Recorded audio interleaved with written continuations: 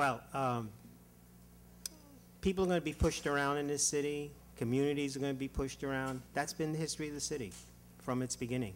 I personally don't think that's going to change. Some neighborhoods may not change as fast as other neighborhoods. For example, I'm thinking about El Barrio, or what they used to call Spanish Harlem. That may not change as rapidly as other neighborhoods, or may not change significantly. Why? Because of the projects. Okay. But other neighborhoods, you know, we've seen this happen historically. They change. There's no such thing as neighborhood stability, okay, which is supposedly the ideal. It's neighborhood instability, and the real estate developers and landlords and real estate brokers and others connected to them, they thrive on neighborhood instability. But also you have to keep in mind that depending on the context, there are winners and losers in gentrification inside minority communities. When I wrote about the neighborhoods on the northwest side of the Loop in Chicago for my book, which is still in print, called The Old Neighborhood, What We Lost in the Great Suburban Migration, which I commend to you. There was a whole slice of neighborhoods, Humboldt Park, Westtown, Logan Square, that were Puerto Rican enclaves starting from the late 50s and continuing on. And when I went out there with my notepad and my tape recorder and asked people if they felt bad that all these yuppies were buying up houses and Puerto Ricans were dispersing further north and further northwest, they said, no, these guys were paying me far more than any Puerto Rican was ever going to pay me for this house, so I can now retire in comfort and buy a house in the island, and I think it's a pretty good deal. So it's only in communities where the majority are renters, where gentrification brings with it the possibility of really massive relocation and the use of capital and superior capital access as like a fist to just pound your way through neighborhoods and send people scattering. It's very different depending on whether people are owners or renters. Yes, sir. Hi. Well, you guys are going to have to put velvet ropes here. First of all, thank you for this book. It's very much needed. My name is Gabriela Moore, and I have a question about language, particularly Spanish language. Some of you may remember a few years back there were numerous bookstores in New York where you could buy Spanish language books, mostly around West 14th Street. We had Libreria Hispanica and so forth. Those have since disappeared. This in the face of this increased Spanish language immigration.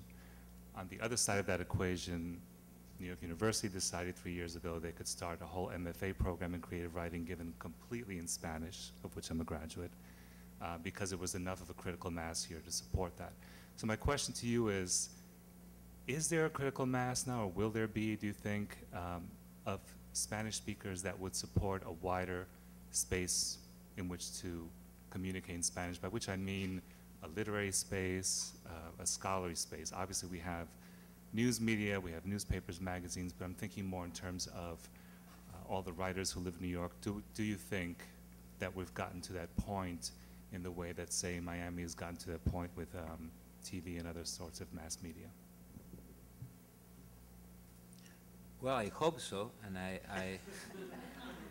it's supposed to be one of my areas of expertise, talking about this issue, and I've done some research on that. It's been difficult to develop for a number of business and market-related reasons, right?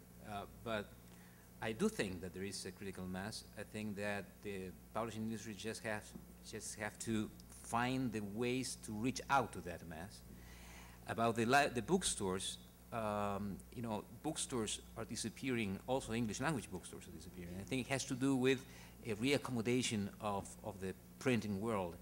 And you know, just 3 years ago, the e-book was a project, and now it's how much? 20% of the market. And so, you know, we are in the middle of a big change. So people will get the material to read in Spanish or in any other language through different means that we've been used to. And I think we are in the middle of that change, and that creates a lot of anxiety. But I think we'll do fine in the end. I don't know. I'm a little more skeptical. I mean, I think the book is disappearing. You know, in California, textbooks are now downloaded, so those kids, there's a whole generation of kids that are never going to have a textbook or maybe book in their hand. So definitely the digitalization of everything is a huge factor, the disappearing of bookstores, but also the disappearing of literary artists in general. I mean, you got blockbuster writers, sometimes they have 10 assistants and they just, you know, they tweak it. That's not going to go away, but I think that a certain kind of space that produces a certain kind of artist is really transformed radically, so I'm not sure if that's going to come again.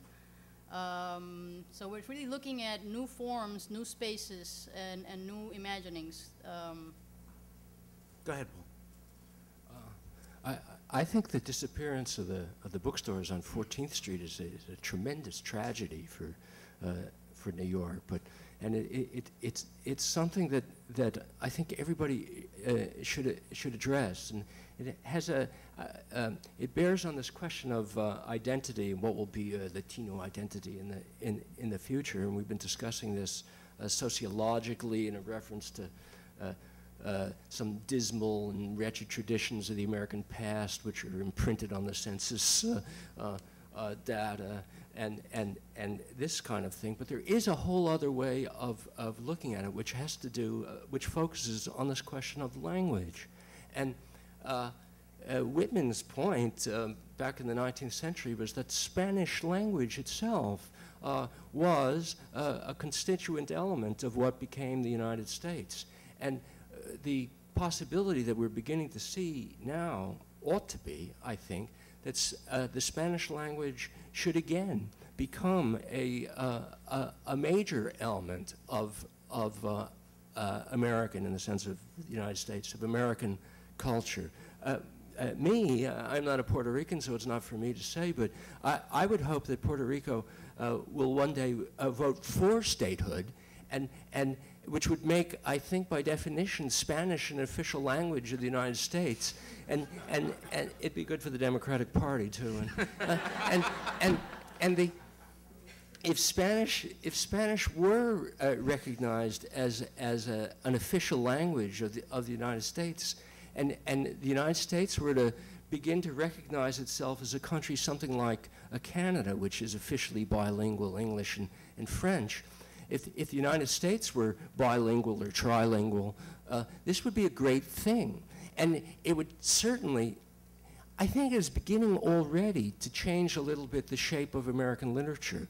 That I don't think this has been really fully acknowledged, but there are more, there are quite a few American writers now who come from various Latin American backgrounds, and in whose writings you can sometimes hear, or you ought to be able to hear, if a writer is very talented, language, even if the writers are writing in English, language memories that are different from a language memory that you have if you're only English speaking. Shakespeare cannot be extracted from the English language. Shakespeare is a part of the English language. But what we need is a new American language in which Cervantes or Lope de Vega are likewise fundamental elements of the literary language, of the literary memory. And so this is something that has not been created, could be created, is not a sociological question. It's something that could be decided to be done or not decided to be done. It would be decided to be done if people build the institutions to do it, university programs, maybe like this one, bookstores which have disappeared but which should be supported, literary institutions of various sorts, publications. Very little has been done to achieve this sort of thing relative to the possibilities. And so I look at it as a project to be done.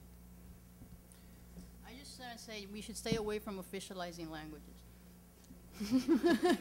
It can go against your language.